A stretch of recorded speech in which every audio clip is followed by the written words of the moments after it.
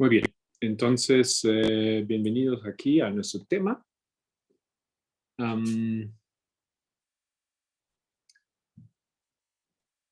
Estás Es con, la, perdón, tu cámara no se ve. Eso es el automático, hace así cuando pone comparto el Ok. documento, no puede aparentemente. ¿Dónde está la cámara también?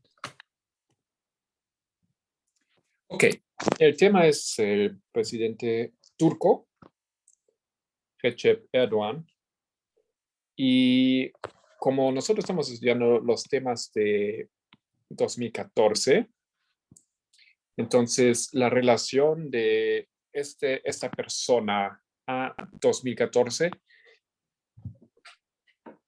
simplemente dicho o resumido, es que fue elegido presidente. Elección presidencial en 2014 como presidente de Turquía. Antes él tenía otros puestos en la política y es una persona ya hace décadas importantes en Turquía. Había sido también alcalde en una ciudad, creo que en Estambul o Ankara, no estoy seguro. Y 2014 pues marca su auge y desde entonces él es presidente. Ahora, sabemos poco sobre Erdogan, generalmente, especialmente porque Turquía no es un país que está tanto en la mira de nosotros en Latinoamérica. En Europa es bastante importante porque Turquía es un país algo extraño en su relación con el mundo occidental. Como tal vez saben ustedes, parte de Turquía pertenece a Europa, otra parte ya pertenece a Asia. Entonces, esa línea que en la geografía se hace, ¿no es cierto?, entre los continentes corre a través de Turquía y tiene, pues, de ambos lados algo. Turquía es parte de la OTAN, pero no parte de la Comunidad Europea. No es porque no quería, sino porque no lo han admitido todavía hasta hoy en día. Simplemente porque no concuerda con varios puntos en la política y del sistema y la sociedad con las normas de los países europeos. Ok, entonces ha estado en alianza porque es parte de la OTAN con Estados Unidos, ha permitido ataques aéreos a través de su territorio, pero en parte él prohibió, por ejemplo, que tropas americanas se pudieran estacionar en Turquía. Entonces es medio una posición un poco extraña, un poco rara, pero quiero elaborar un poco la historia de él para entender su importancia y la importancia de este personaje y en relación al año 2014. Ok, él es fundador de un partido, el partido que se llama AKP, fue fundado en 2001. Vamos a hablar de ese partido en adelante. Él es musulmán, suní,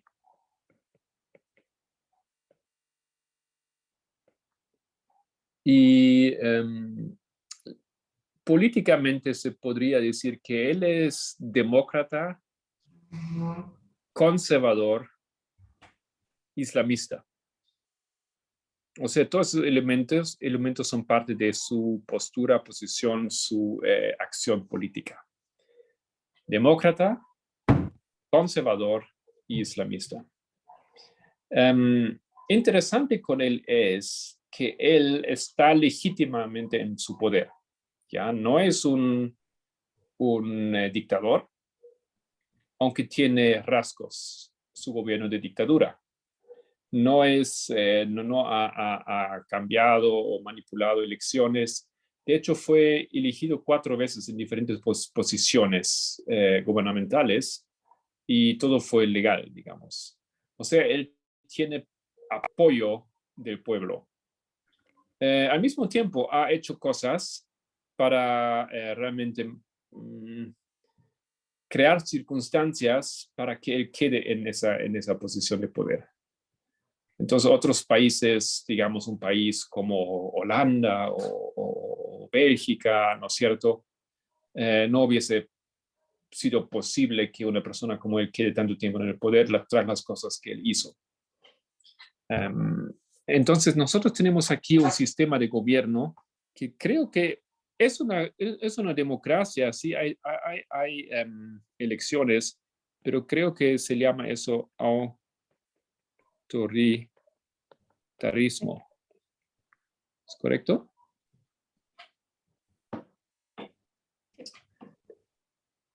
Hay una democracia, está basado en y algo así como vemos también en el tiempo de Trump o como vemos bajo Putin, ¿no es cierto? Donde sí había elecciones y todo, pero una vez en el poder, el líder, en ese caso Erdogan, se muestra bastante hostil en contra de varios fundamentos de una democracia, como por ejemplo el balanceo del poder, autocontrol del Estado, la libertad de expresión, etcétera. Muy bien. En referencia a él, hay un término que es importante que se usa acerca de su tiempo en el poder y sería en español erdoganismo, ¿ya? O como su segundo nombre es Tayyip, entonces también se dice tayyipismo. Esto se refiere a los ideales políticos que él tiene, es todo, esa ideología, sus ideales, es el erdoganismo. Tú puedes ser adherente del erdoganismo o contraente a esos ideales. Ok. La cosa es que en la historia de Turquía, y quiero compartir un poco con ustedes la historia de Turquía, este erdoganismo es un movimiento o es un fenómeno que surge después de algo que se llamaba kemalismo. ¿Alguien sabe quién era Kemal? Kemal es un nombre. Kemal Atatürk.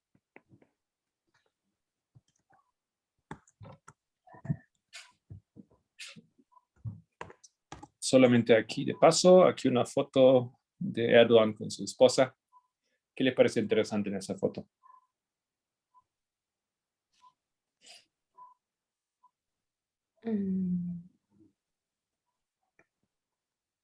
Que están, tal vez podemos decir porque están a la par, ¿no? Es como que la mujer está caminando detrás como en la cultura musulmana habitual. Interesante. Es eso, no sé si es casualidad o algo así, pero realmente concuerda con su estilo de política y su visión. Él ha hecho bastante para derechos de la mujer en Turquía. La mujer, pero al mismo tiempo está, ¿cómo se viste? Bueno, tiene todavía la vestimenta típica musulmana, ¿no? Cubierta todo. Ya, tiene que tapar la cabeza. Tiene que tapar la cabeza. Entonces, y al mismo tiempo no tiene barbijo, ¿no? Me pareció raro. Eso, él mismo con barbijo, él siempre aparece con barbijo, todo el mundo ahí con barbijo, pero ella no. Bueno, no quiero sacar demasiado, aunque tampoco quedarme mucho en esto, pero interesante. Ok, entonces, mencioné el nombre de ese personaje, Mustafa Kemal Atatürk. Ese hombre es básicamente el comienzo de la Turquía moderna. Nosotros conocemos Turquía como ¿qué? Antes de que se llamaba Turquía. Como la unión, la, como siendo parte de la, Se me fue. No, La Unión Hay Soviética. ¿no? la pronunciación. ¿Cómo? ¿Imperio Otomano? Sí, exacto. No, Turquía es básicamente el corazón del Imperio Otomano. Estambul, la capital, es parte de Turquía hasta hoy en día. Es la sede. Y los otomanos son básicamente los turcos. ¿Ok? Entonces, después de la caída que nosotros proféticamente conocemos, ¿correcto? ¿Cuándo cayó el Imperio Otomano? 19 de abril de 1840. 1840. Sí, en abril 1840. 40, 40. ¿Sí? No tengo la profecía de los 391 años y 15 días. ¿Ya? Entonces, ahí, en ese tiempo, estaba cayéndose el imperio.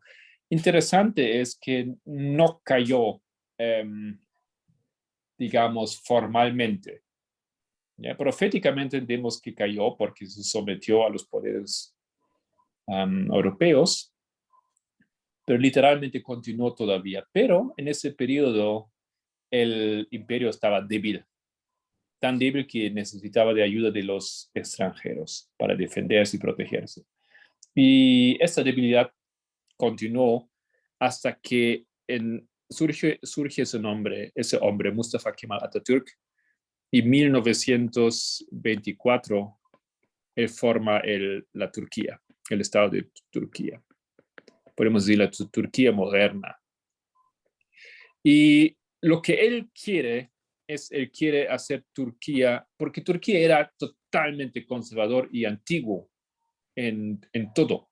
Había intentos de reformación del Estado, de la política, de la educación, del sistema.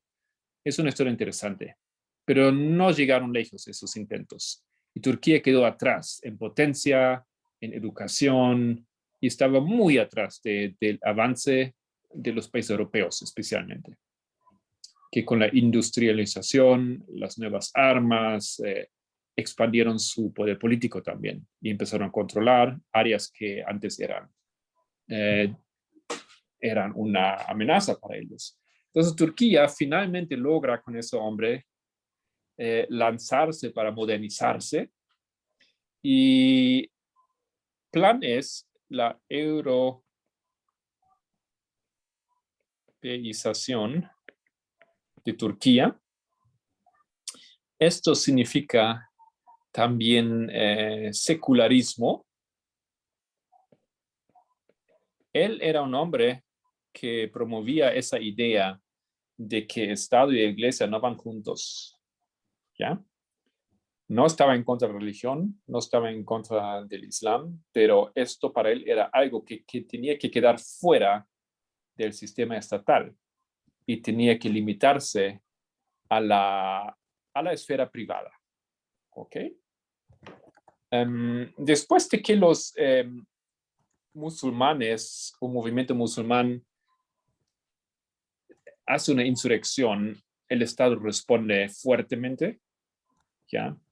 Y se toman muchas medidas en Turquía en contra de la religión. Se cierran las escuelas, el Corán solamente debería ser producido en turco, el famoso llamado a la oración que se escucha en los países árabes o musulmanes, ¿no es cierto? Varias veces al día, solo podía ser hecho ahora en turco, ya no en árabe. Entonces, este hombre es importante porque realmente sacó Turquía de la edad medieval a la modernidad. Y de ahí, pues, ese término del, como dije, kemalismo. Ahora es interesante que décadas después surge un hombre que se merece aparentemente nuevamente un término similar, el término de erdoganismo. Ahora, Erdogan, vamos a poner aquí unos puntos.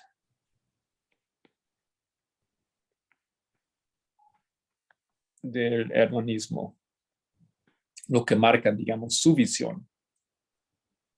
Esto es un liderazgo centralizado, opuesto a la división de poder. Diferentes personas, partidos, instancias. La religión es importante en el Estado y para el Estado. El Estado se constituye sobre fundamentos religiosos.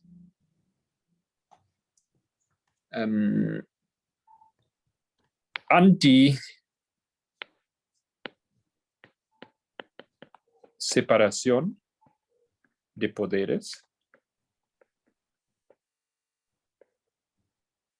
¿Ok? Y anti-separación, anti-control. Sistemas del Estado de control. Básicamente, que puede hacer lo que él quiere hacer, ¿no es cierto?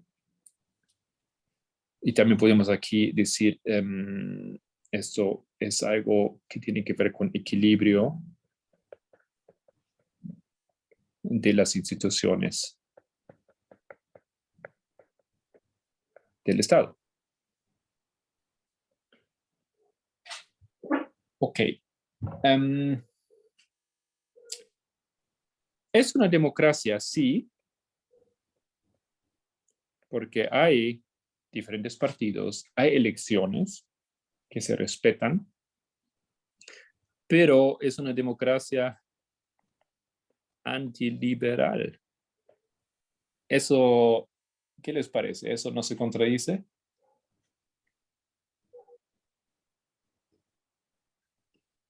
Con sus principios podemos decir que sí.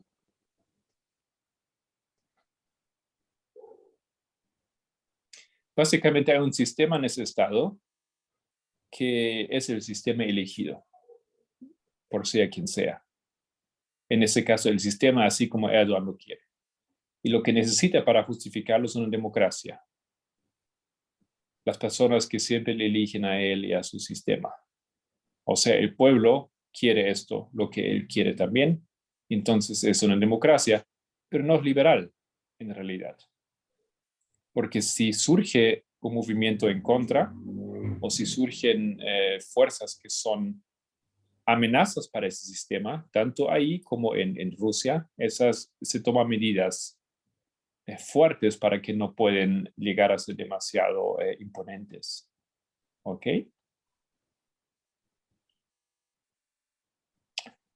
Muy bien. Ok. ¿Ya? ¿Él no estuvo preso antes?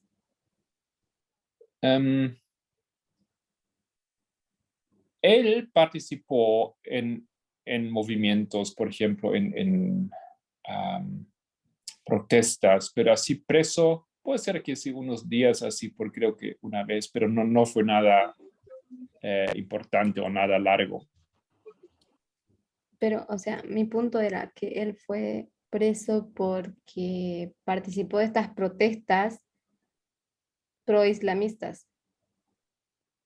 ¿Sí? ¿O me equivoco? Creo que no. No. Entonces, lo que también es parte de del erdoganismo es que es anti Kemal Atatürk. Entonces, critica las reformas de Kemal Atatürk y su idea de acercarse en las ideas políticas al occidente y alejarse de las ideas o separarse como Estado de la religión. ¿Ya? Entonces, podemos decir, él es anti-Kemal Atatürk, pero él es también anti-secularismo. Muy bien. ¿Todo claro? ¿Una pregunta, comentarios aquí?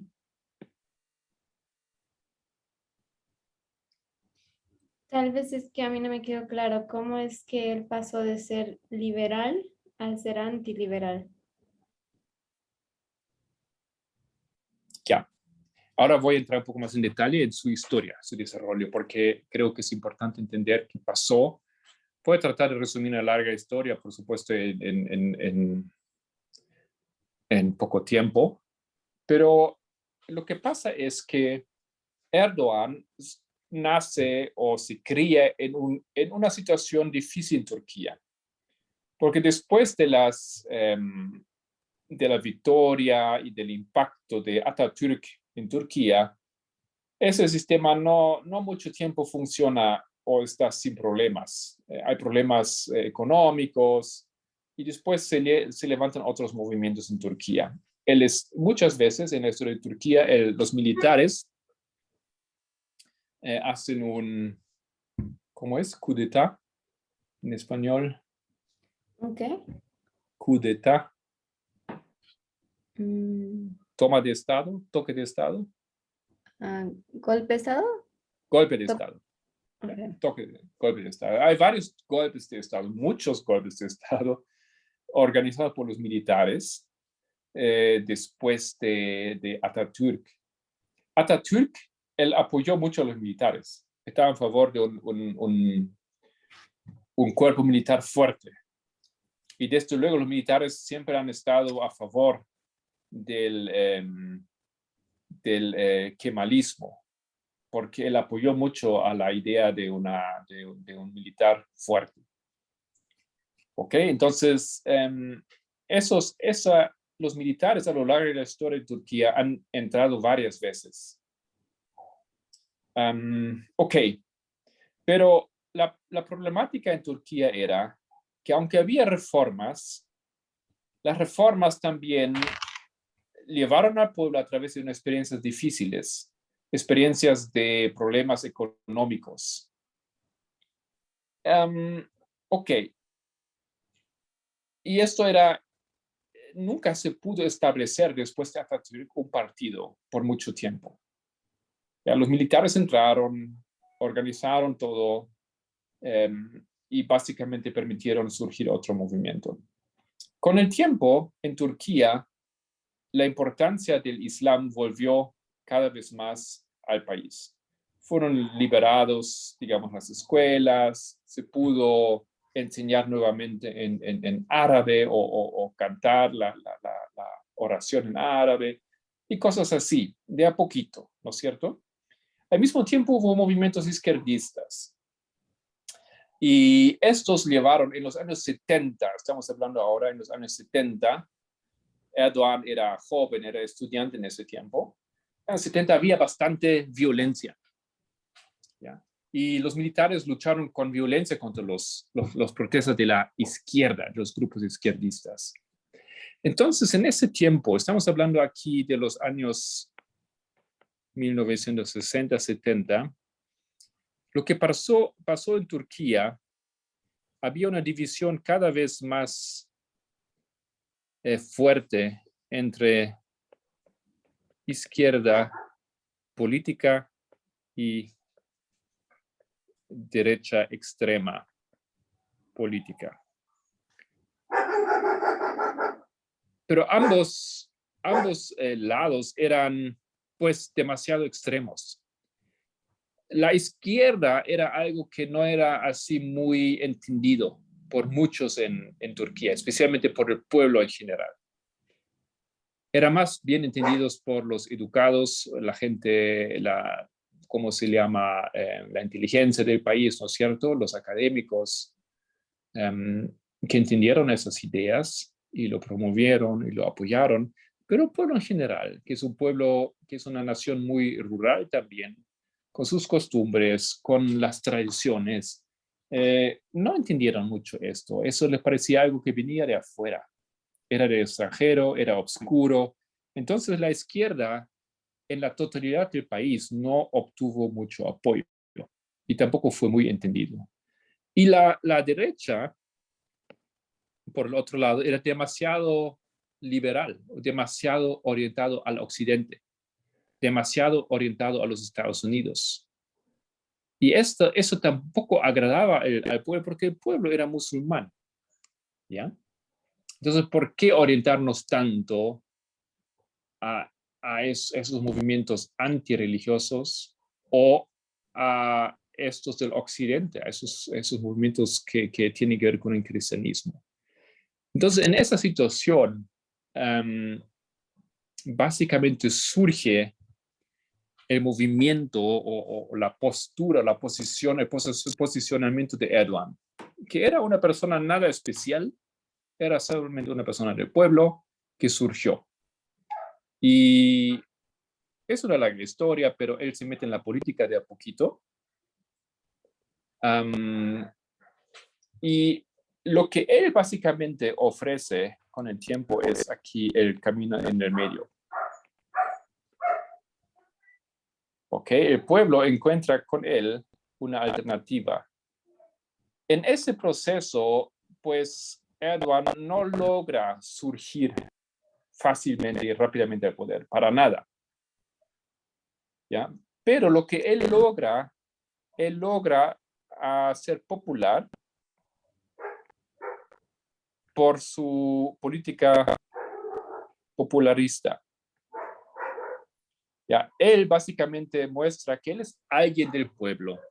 En su campaña electoral, él se muestra con prostitutas en la calle, en las fotos. Él se muestra con la gente simple, con los trabajadores. Él hace esas cosas, aunque él es musulmán. ¿No es cierto?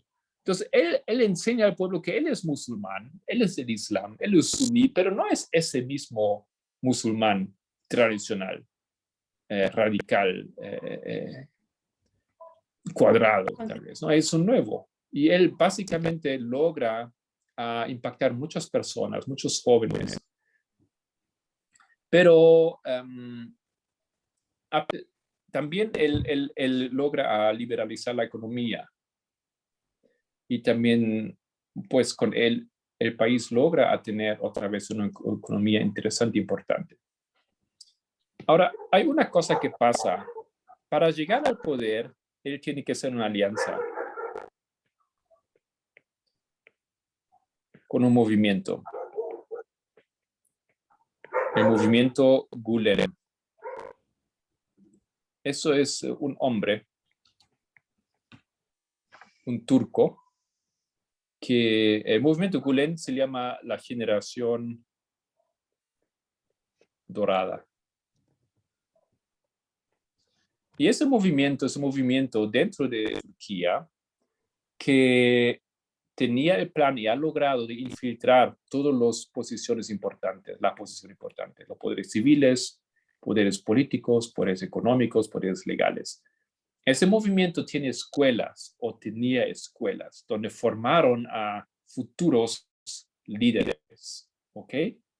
Donde básicamente prepararon a largo plazo un movimiento que iba a empezar a controlar el Estado y dirigirlo a una posición que les parecía correcto.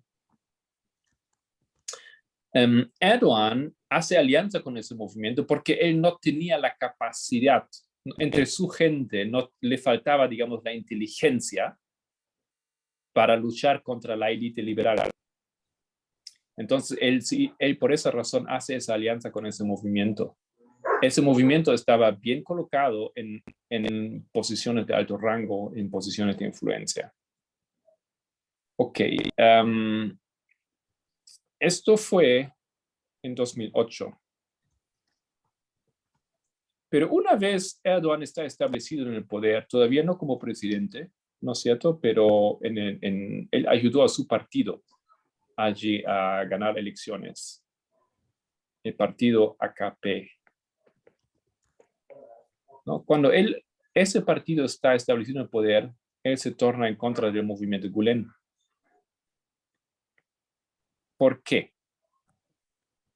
Pues en realidad no estaba en acorde con ellos en muchas cosas.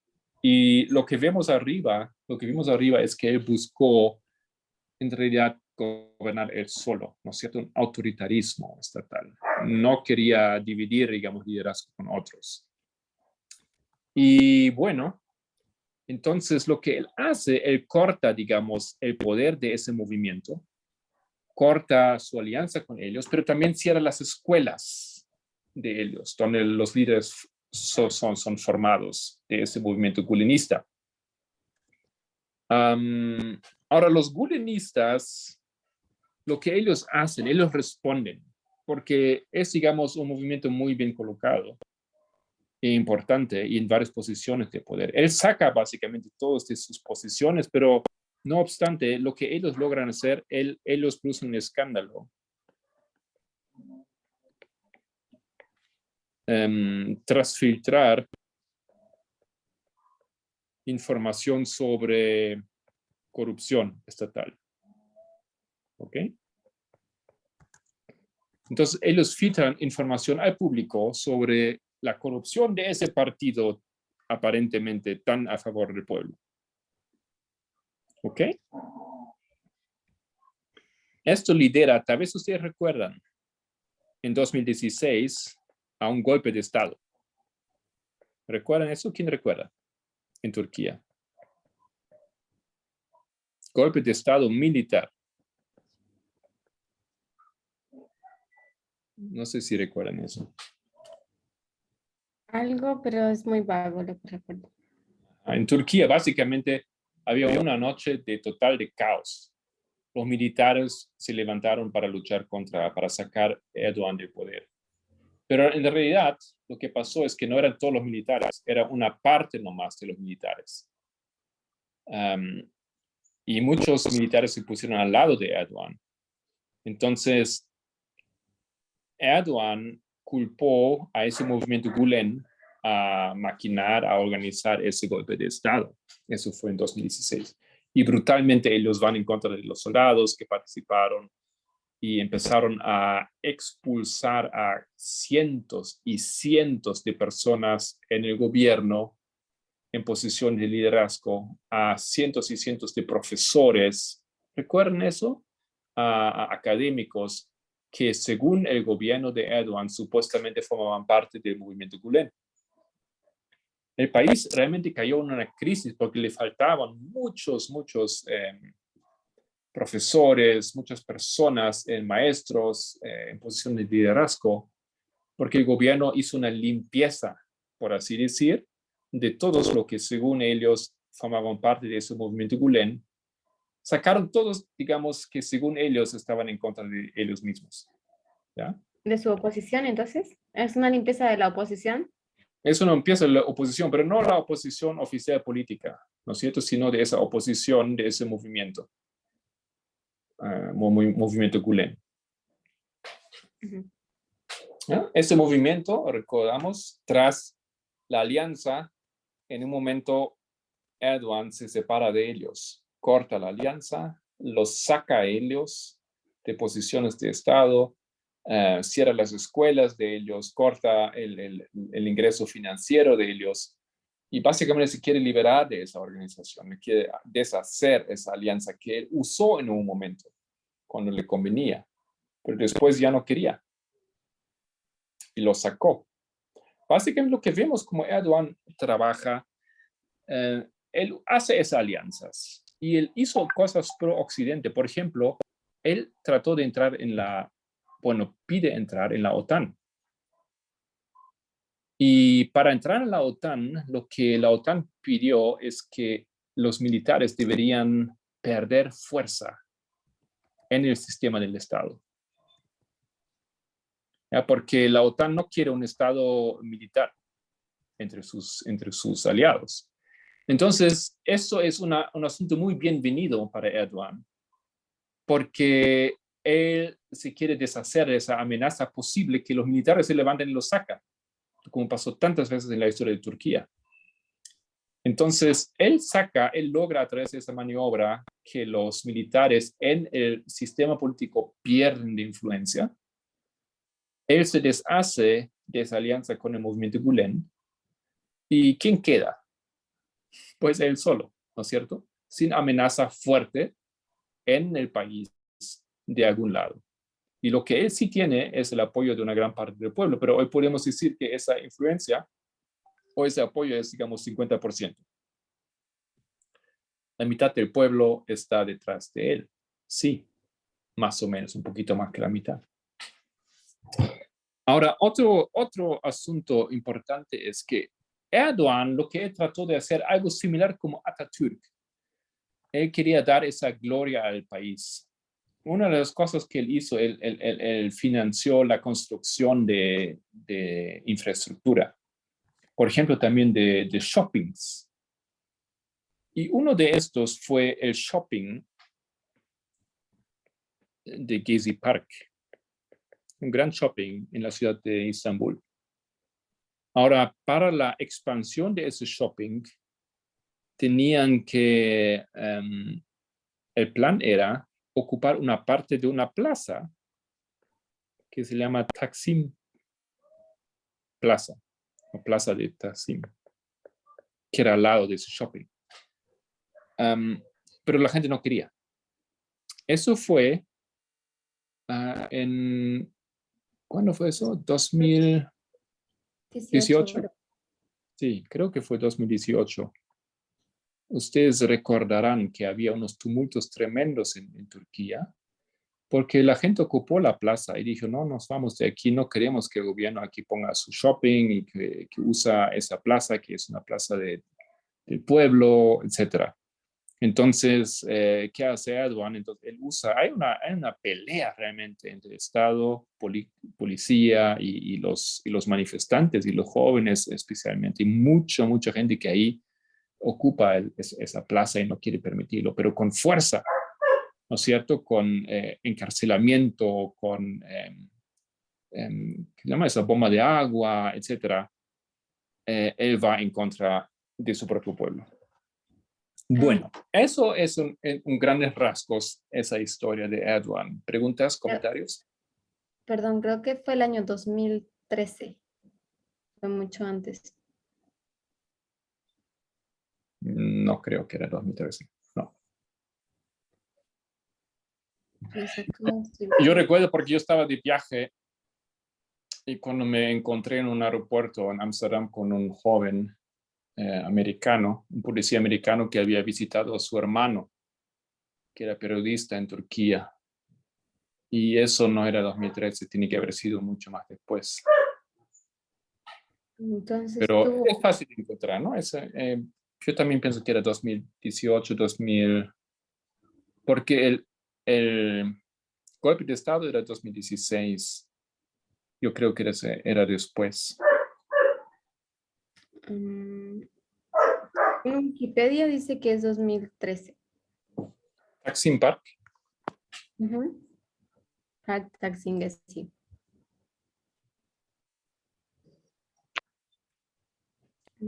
Déjenme buscar un rato.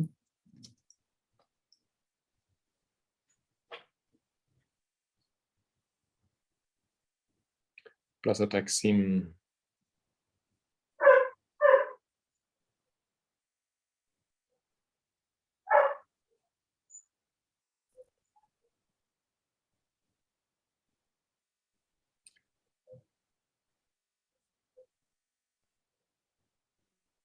Sí, 2013. Tal vez tuvo un reavivamiento el 2018 o te estaban contando el 2018 de lo que pasó el 2013. Ahora estoy realmente confundido porque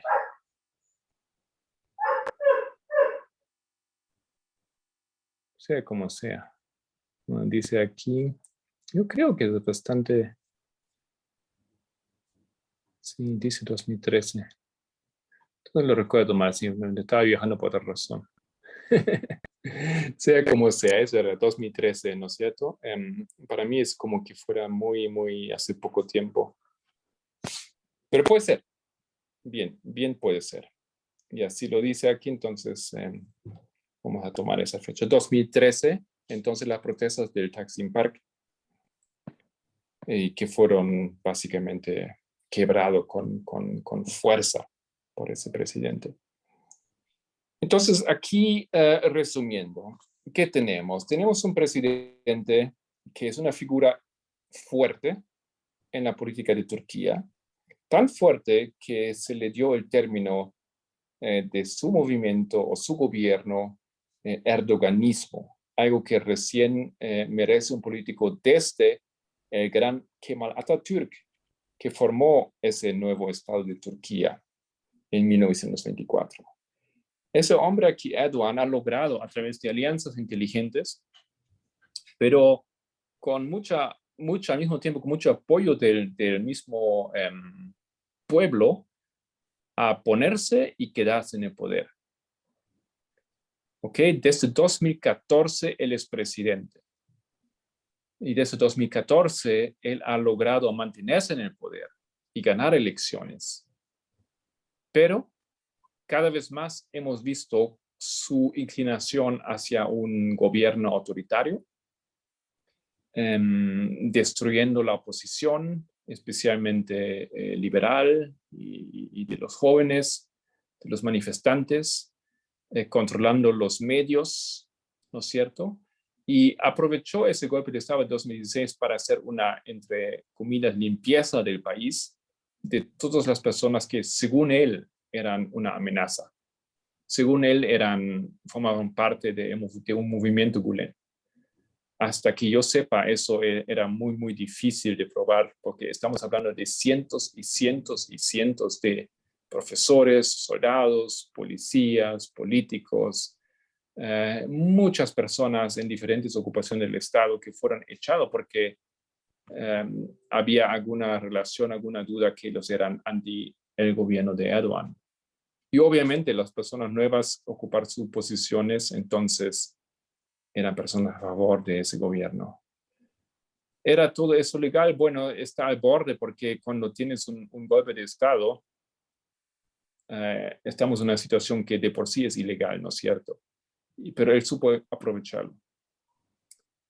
Entonces, esto es aquí la persona, este personaje de Erdogan, un gobierno popular, un gobierno autoritativo, un gobierno pro religión, un gobierno conservador, un gobierno que se entendió muy bien con Donald Trump,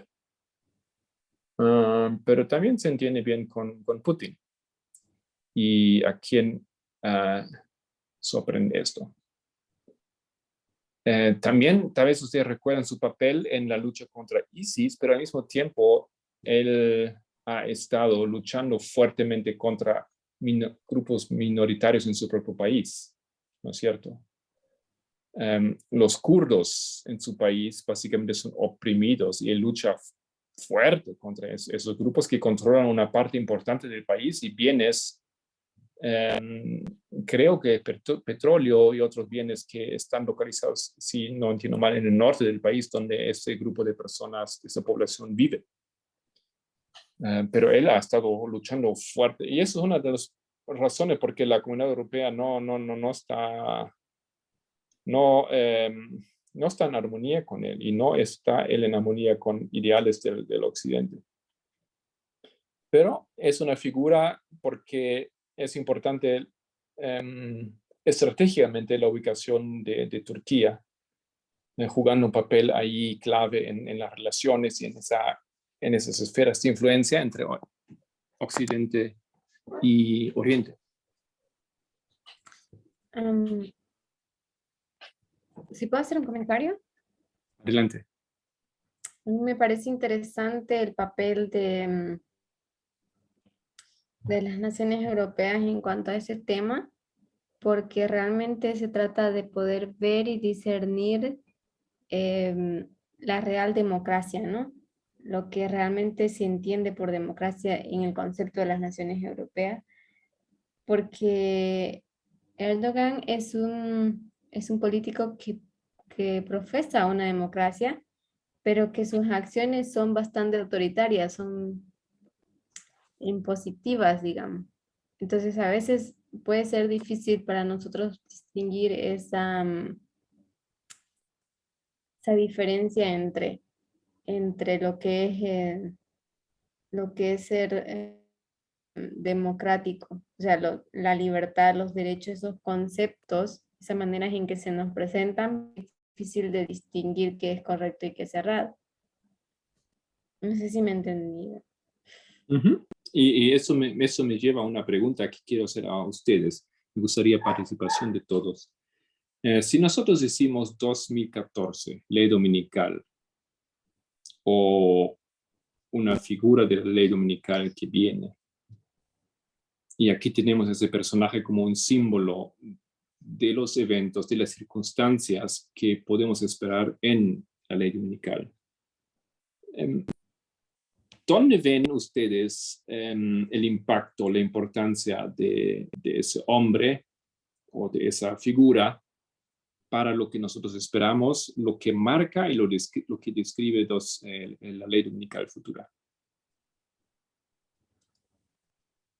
Tal vez simplificas un poco más tu pregunta. No sé si la entendí. ¿O los demás entendieron? Erdogan marca 2014, marca la ley dominical. ¿Ya? Con todo lo que él es, lo que todo él hace. ¿De qué manera eso nos ayuda a entender las circunstancias de la ley dominical en el futuro?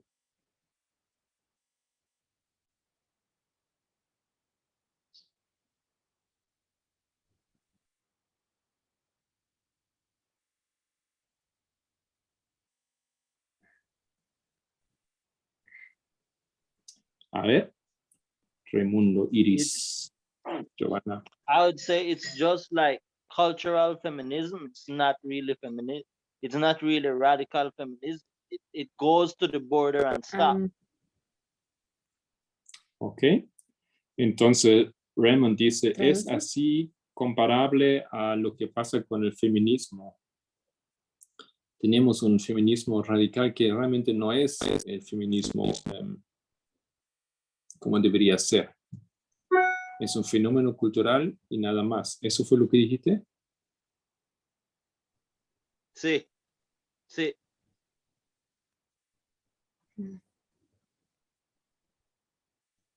No entiendo cuál sería el fenómeno cultural en Turquía.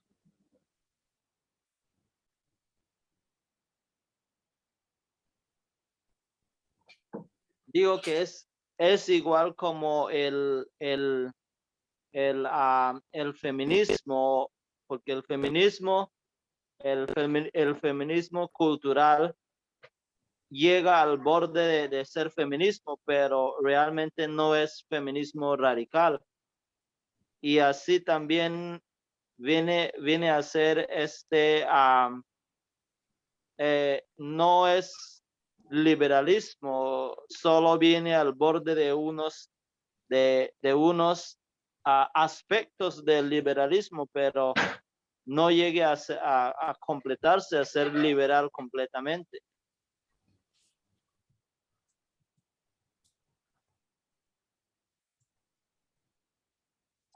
Ok, otras participaciones. ¿Qué nos ayuda ese personaje ahora para la ley dominical en el futuro? ¿Qué hacemos con esto? ¿Por qué lo marcamos? Porque hay tantos políticos en el mundo en 2014, pero ¿por qué él? ¿Qué es lo que él nos enseña? También yo diría que marca la ley dominical, o sea, marca características de la ley dominical este personaje, o sea, por su posición o sea, por su cosmovisión o sea, conservadurismo, y porque, o sea, por la visión que tiene del mundo,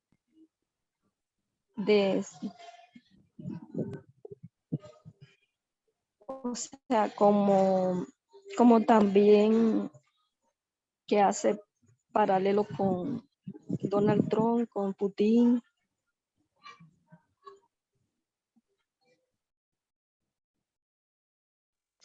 Hay una cosa también que creo que podemos señalar, que dentro de un contexto de democracia, la gente puede elegir, pero puede elegir mal y puede elegir ese tipo de gobierno autoritario. Y eso. Eso me parece importante. ¿No? Y creo que es un poquito lo que va en la dirección de lo que Raymond dijo o quiso decir.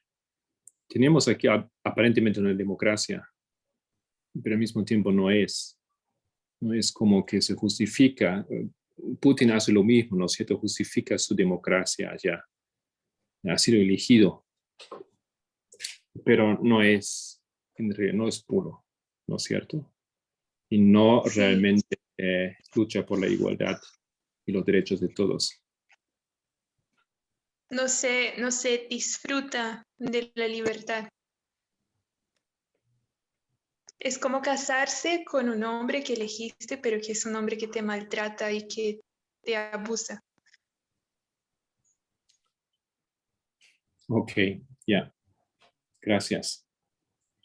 ¿Qué más nos enseña Erdogan sobre ley dominical?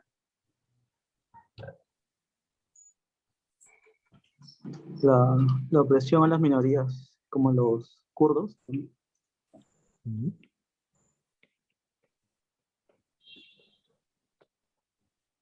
Sí, yo diría también que dado que la ley dominical se va a dar, como ya no ha dicho la anciana, en un contexto de democracia, caída de la democracia, aunque él ha sido elegido democráticamente por el pueblo, luego que tenga el poder se ve como él abusa de esa democracia, como por ejemplo lo que hicieron las manos después lo están desbaratando los pies, porque si está usando medidas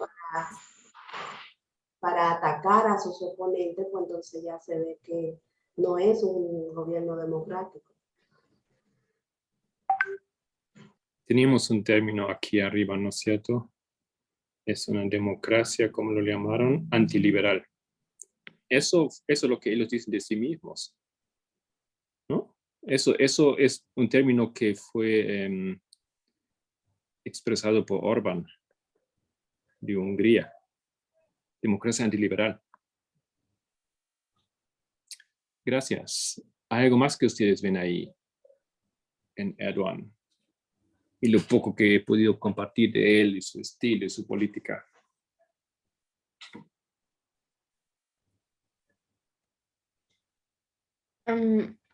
Realmente a mí me asusta un poco el concepto que él tiene de libertad. Construir una política democrática con libertad, ya sea en la religión o en los grupos minoritarios. Él tiene una cuestión racista en cuanto a Sí. al grupo. También, ¿cómo se llama ese grupo? Kurdos. Los kurdos. Y esto también es muy en armonía con la postura de Putin, ¿no?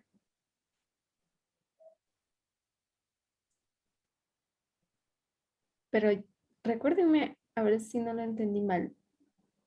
¿No eran los kurdos que Estados Unidos estaba protegiendo en Irán? En Afganistán. Irán, ¿no? Los kurdos básicamente aniquilaron el grupo ISIS. Ajá. ¿Recuerdan de ese grupo militar de mujeres kurdos? Era un batallón de mujeres. Sí. Y lucharon ferozmente y ellos realmente hicieron un gran trabajo para mantener en jaque y destruir ISIS. ¿No es cierto? Y cuando los Estados Unidos se retractaron, entonces ellos básicamente dejaron a ellos en las manos de ellos dejaron descubiertos a ese grupo. Entonces, esto se puede interpretar así como un ataque de parte de Estados Unidos directamente contra mujeres, porque ellas estaban a cargo de esa operación, ¿no? No estaban a cargo de la operación, solamente tenían ese fenómeno de batallón de mujeres, pero Estados Unidos hace alianza y después cuando por otras razones no les sirve más la alianza, los han dejado caer. Ya, eso fue realmente eso contribuyó, eso fue de lo que llamaron los medios una victoria para Putin y realmente una un paso terrible y vergonzoso del gobierno de Donald Trump. Ahora, en cuanto a la Entiendo, religión. pero... Ajá. Ya. Adelante. No, solamente, o sea, ese punto lo entiendo así como tú lo entiendes igual, pero me refiero en cuanto a los planes de Dios. En la reforma que Dios está tratando de imponer en el mundo, bueno, de traer al mundo, ¿no? De sistema de igualdad. Haber Estados Unidos renunciado su apoyo hacia este grupo en especial, porque sabemos porque había este fenómeno que eran mujeres, es como si se a ese sistema de igualdad que el Señor está tratando de traer al mundo. Se cortó un poquito justamente. ¿Qué es con ese sistema? Es como Igualdad. si Estados Unidos estuviera oponiéndose a ese sistema de igualdad que el Señor está trayendo al mundo, ¿no? O intentando traerlo. Bueno, el gobierno Trump, ciertamente, ¿no?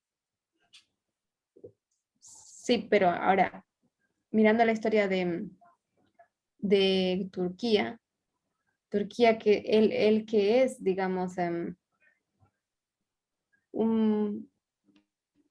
una persona pro mujer, digamos, que ha estado defendiendo los derechos de la mujer, en este sistema de nacionalismo o racismo, de querer discriminar a los kurdos en su país, eso también se ve como, bueno, es clara de la ley dominical, ¿no?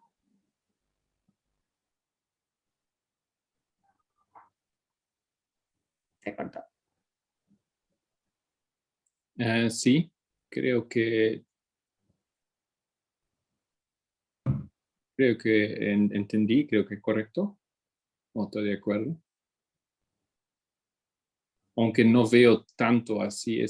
Bueno, no elaboré mucho sobre su postura acerca de la mujer, ¿no es cierto? Solo escuché ese comentario que, por un lado, él se mostró bastante progresista, ¿no es cierto? No tan conservador tradicional como muchos musulmanes, que hizo cosas a favor de la mujer. No sé en qué consiste exactamente. Entonces, la mujer en Turquía ciertamente es más libre que la mujer en otras culturas musulmanas. ¿Ya? En base a eso es lo que Tess también decía, ¿no? Tiene una apariencia de que sí apoya a las mujeres, pero en realidad no, lo que está haciendo es servirse de esa política o de,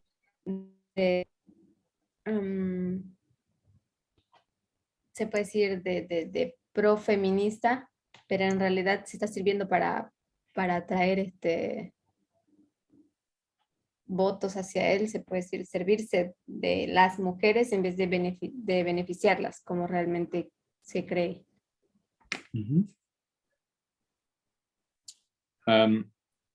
Está bien, ¿no? Lo que dice, porque él ¿ya terminaste o se cortó?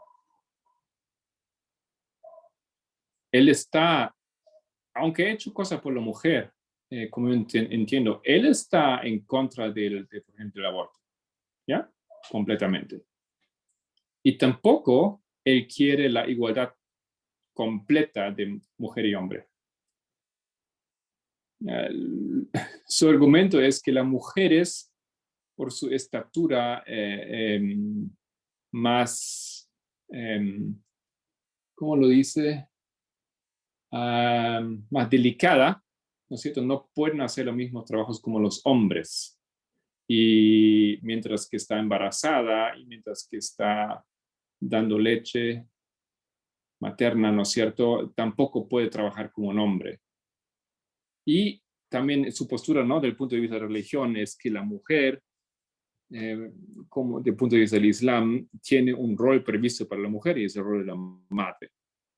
¿Ya?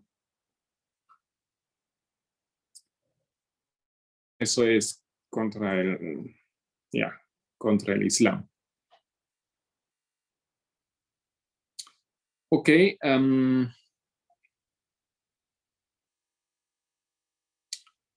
Entonces hay bastante cosas en realidad que no, desde nuestro punto de vista no son nada a favor de la mujer, ¿no es cierto? Había también en la Comunidad Europea una decisión para la lucha contra la violencia contra la mujer. No había una iniciativa hacia un acuerdo con la Comunidad Europea contra la violencia de la mujer, contra la mujer, pero Erdogan no permitió esto en Turquía, no quería sacar un decreto, y eso fue en 2021. ¿Ok? Porque según él, eso estaría en contra de la unión de la familia y apoya más bien al divorcio. ¿No es cierto? Entonces ellos salieron de ese acuerdo de la Comunidad Europea, salieron de ese acuerdo como país en Turquía. Entonces, ¿habrá hecho cosas para la mujer o está dirigiendo un Estado que está relativamente libre para la mujer y para cómo se viste y todas esas cosas en el mundo musulmán, pero estás lejos de proveer la igualdad para la mujer en ese país?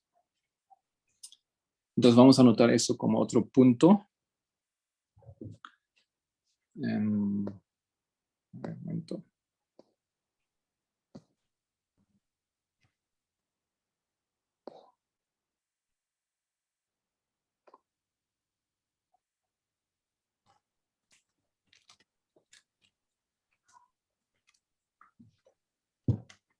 Ya con eso acabando casi.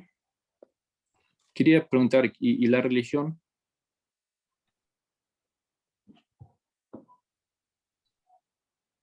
Es interesante, pero tal vez él no ofrece una libertad de religión ahí. Uh-huh.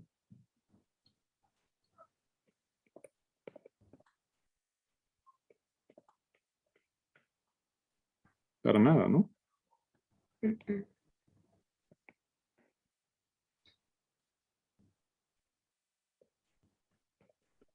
Lo que él hace, pues él basa su sistema estatal, por ejemplo, la postura del Estado acerca de la protección de la mujer y de la familia, en argumentos religiosos. Dice, el Islam, ¿no es cierto? No permite, tiene un rol para la mujer previsto, que es ser madre, ¿no? Entonces, hacer hijos. Y tiene que cuidarlo y darle leche. Entonces, por lo tanto, la mujer no es igual que el hombre, no puede ser la misma cosa, la constitución física no es igual, pero los argumentos vienen de la religión, no vienen del Islam. Entonces, esa mezcla podemos ver también de Estado y Iglesia muy claramente en su gobierno. Tenemos aquí entonces varios puntos: conservadurismo, tenemos una democracia fake, ¿no? Falsa, opresión de las minorías, racismo, tenemos lucha contra la igualdad, específicamente contra la igualdad de la mujer, y tenemos una unión de Estado e Iglesia. Todo esto tal vez podríamos decir es un poco moderado, ¿no? Es un poco escondido, es más suave, no es tan radical, pero eso no lo hace bien, ¿no es cierto? Tampoco lo hace mejor. Tal vez es más difícil para que muchos tomen una postura clara o no lo ven ni siquiera el problema, porque logra que una gran parte del pueblo está realmente tras él. ¿Algo más? ¿Alguien quiere comentar algo? Entonces, parece un personaje muy importante para entender lo que marca la ley dominical. Una pregunta. A mí me parece interesante. Adelante. Matías. No sé. No, lo que quería saber es, esto que ocurre acá en sí apunta a lo que va a pasar en Estados Unidos, ¿no? Primero, sobre todo. Sí. Uh-huh. Y después de eso vienen también más países que se levantan, bueno, con esa falsa democracia, algo así. Y ya hay, ¿no? Claro que ya hay, ¿no? Pero estaba buscando Este porque fenómeno está aparentemente creciendo, ¿no es cierto? Mismo en Europa, en Latinoamérica, obviamente, sin duda en varios lugares de Asia, ¿no? Esos personajes estilo Putin, estilo Trump, estilo Erdogan, etcétera. Es algo, yo no sé si esto va a ser entonces en todo el mundo así, ¿no es cierto? No creo que esto es la primicia ahora para entender la ley dominical. A mí me parece verlo como una forma de la ley dominical, porque recuerdo una presentación de la anciana Tess, dice, nosotros estamos frente a eventos que nos apuntan a la ley dominical y es difícil distinguirlos.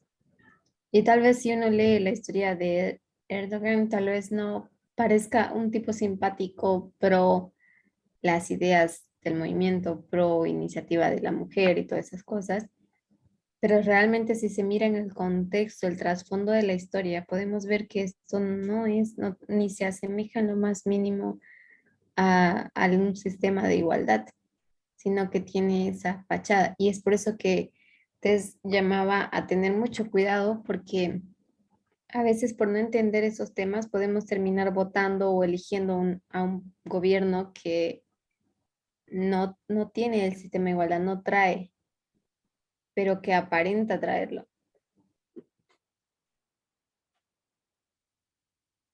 Ya, yo creo que todos ustedes tienen esa experiencia en discusión con amigos, familiares, conocidos, acerca de la misma guerra ahora, ¿no es cierto? Donde aparentemente es tan fácil distinguir entre qué es bueno y qué es malo. Yo no digo que la cosa es simple o es blanco y negro, ¿no es cierto?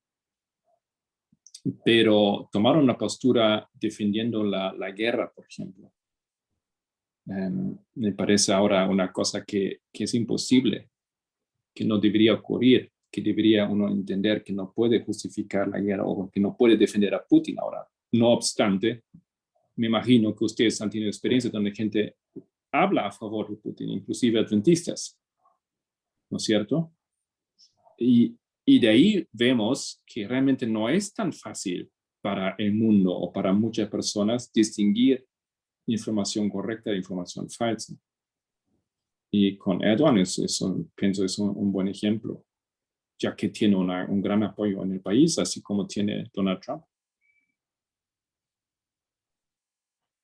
Ujú. Ay, es interesante también que ahora que Carolina posteó eso en el chat, dice que ese modelo de masculinidad, él también trata de mostrar esto, ¿no? Que hay el hombre como protector, salvador de la mujer. Como, gracias, pero no se necesita de Ana, Pero simplemente no, se necesita, gracias. se necesita que se respete los derechos de la mujer y eso la mujer por sí misma puede y es capaz. Entonces esto también tiene que dejarnos en claro nosotros que no es que él esté haciendo un favor a las mujeres en dejar que se vistan más liberal que en los otros países musulmanes. Su derecho, digamos, es lo mínimo que se puede hacer. Entonces, es buen punto que Carolina hizo. Sí, yo creo que en Turquía la mujer puede nomás andar normal por la calle, puede vestir pantalones, puede estar en cualquier profesión, puede estudiar, todo esto, ¿no es cierto? Que en otros países es lejos de ser posible. Mirando, por ejemplo, a Afganistán, donde tenemos un ejemplo extremo. Ya, pero la mujer debería ser madre. Ya, la mujer debería, no es lo mismo como el hombre, porque así el Islam lo dice claramente. O la mujer realmente no puede porque es más débil físicamente. No es lo mismo como el hombre. Entonces, ya, es bastante claro, digamos, ¿no? Es bastante y peligroso su postura porque él hace uso de la religión. Y su política es manipuladora, dominantemente manipuladora. Tengo una Ok. duda. Adelante, Matías. Es como él debilita el poder militar. ¿Sí? Normalmente, o sea, no entiendo, porque normalmente ellos controlan el poder militar. Los presidentes, los que quieren manejar el gobierno, ¿no? O sea, ¿cómo lo debilitó? Bueno, por lo que yo entiendo, es que no sé exactamente si tiene que ver con el tamaño o en qué sentido, pero los militares en la historia de Turquía siempre eran muy, muy importantes, ¿no? Han destituido gobiernos. En un caso también mataron a un presidente porque estaba en contra de su gobierno y lo sentenciaron y lo asesinaron. Y si estabas bien con los militares, entonces tenías tu, pues, chance que tu gobierno siga adelante y quede en pie. Pero al querer entrar en la OTAN, una de los requisitos era que tiene que debilitarse el poder militar en Turquía.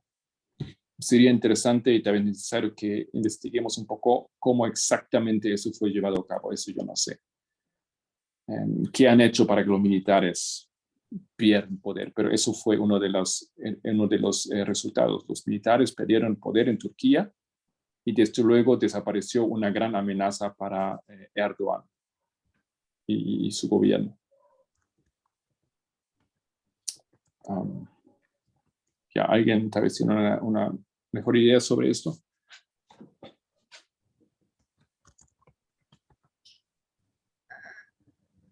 Tal vez en la historia dice, bueno, que no fue que él controló necesariamente, sino que hubieron militares que él convenció y estuvieron de su lado.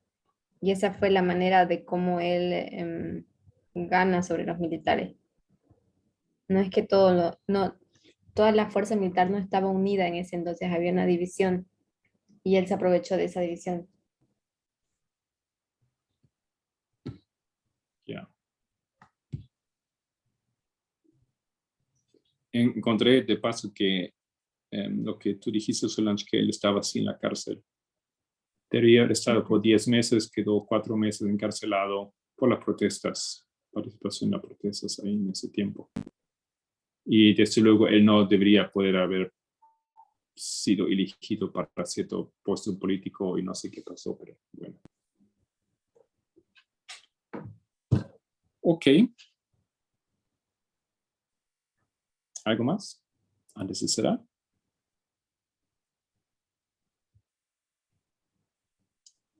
Muy bien. Entonces aquí cerramos ese estudio y una vez más les deseo un muy feliz sábado. Voy a hacer una oración.